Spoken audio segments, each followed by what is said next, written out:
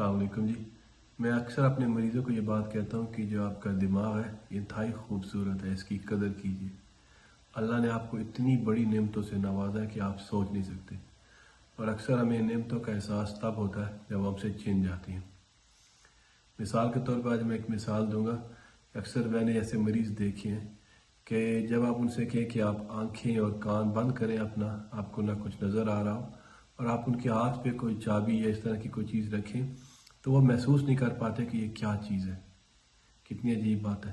کبھی ہم عام طور پہ غور ہی نہیں کرتے کہ اکثر ایسا ہوتا ہے کہ ہماری آنکھیں بھی بند ہوں، ہمیں کچھ آواز بھی نہ آ رہی ہو، اور ہمارے ہاتھ میں کوئی چیز ٹچ ہو یا ہمارے ہاتھ میں کوئی چیز رکھی جائے، مثال کے طور پہ چابی وغیرہ، تو ہم دیکھ کے بغیر اس کو بتا سکتے ہیں کہ کیا سائز ہے، یہ چابی لگتی ہے، کس طرح کی چابی لگتی ہے. تو ہماری نیورولوجی کی زبان میں اسے اسٹیریوگنوسس کہا جاتا ہے، اور دماغ کا ایک حصہ جو ہے وہ اس کو کنٹرول کرتا ہے، اور اللہ کی ایک بہت بڑی نعمت ہے. اور میں کئی دفعہ ایسے مریض دیکھ چکا ہوں جن کو اس حصے میں سٹروک یا فالج کا مرض ہوتا ہے اور ان کی یہ حص ختم ہو جاتی ہے. ہمیشہ یہی کہتا ہوں کہ اس کی قدر کریں. اور ایک دوسری بات جو ہمیشہ میں کہتا ہوں کہ جو پرہیز جو ہے وہ علاج سے بہتر ہے. میرا صرف ایک ہی مقصد ہے کہ اگر میری باتوں کو سن کے کوئی پرہیز کرنے والا بن جائے اور اس کو کوئی فائدہ ہو تو اس میں مجھے بھی فائدہ ہوگا اور اس کو بھی فائدہ ہوگا.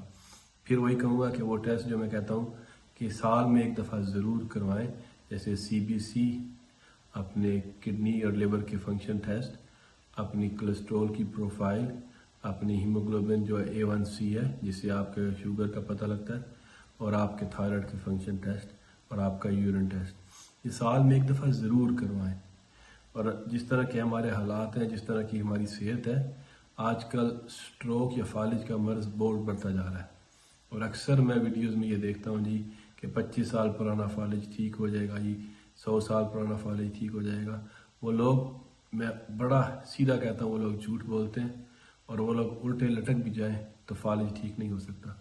تو بہتر نہیں ہے کہ ہم احتیاط کریں. یہ چھوٹے سے ٹیسٹ دیکھیں. سب سے امپورٹنٹ چیز آپ کی اپنی صحت ہے، سب سے امپورٹنٹ چیز. کوئی بندہ کام کر رہا ہے جی، میں بچوں کے لیے کام کر رہا ہوں، اگر آپ کی اپنی صحت نہیں ہوگی تو آپ کام کیسے کرو گے؟ تو سوچیں اس کے بارے میں، پھر انشاءاللہ بات ہوگی. السلام علیکم جی.